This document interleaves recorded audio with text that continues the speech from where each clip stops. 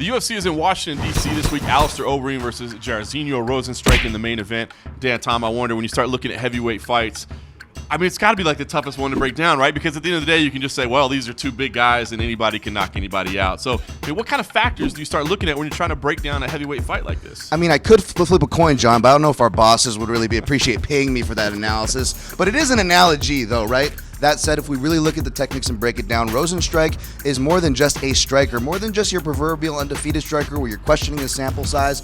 He can actually come forward, he can counter as we saw in his last fight, but more importantly, John, a theme I noticed, he really keeps his composure in those firefights, and that can serve him very well against a guy like Alistair Overeem. However, you can't ignore the experience for one, that's just such a deficit here, and you really can't ignore the ground game and the clinch deficit. Again, Alistair Overeem, I put him up there, John, with guys like Daniel Cormier and the Josh Barnetts of the world as far as best heavyweight clinch fighters. This guy's wrist control, what he gets done there, translates well to the ground, which is why he has such great grounded pounds. So you really can't ignore that when you're kind of measuring this fight up. Yeah, no question about it. It is really intriguing, man. You said the experience level, as you said, is so crazy. 20 years versus 9 fights. It's pretty incredible. All right, but as they match up, what do you think? Because we could flip the coin. We could say whoever lands first, but that would be a little bit lazy. So give me an idea. How do you think their skills do match up with each other?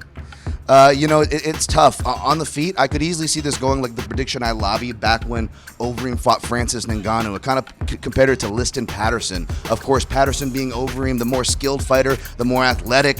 He's a handsome devil as well. But if you touch him on that chin, bad things tend to happen. So that could very well happen here, John. But it's hard to ignore, again, Overeem's ground advantage. Furthermore, kind of like we've seen with fighters like Shogun Rua from the Pride era, we think of them like strikers, John, but both Shogun and Alistair, when you go back and look at it, they weren't averse to taking good strikers down, and they actually made a lot of their money in that department. I think Alistair does it here.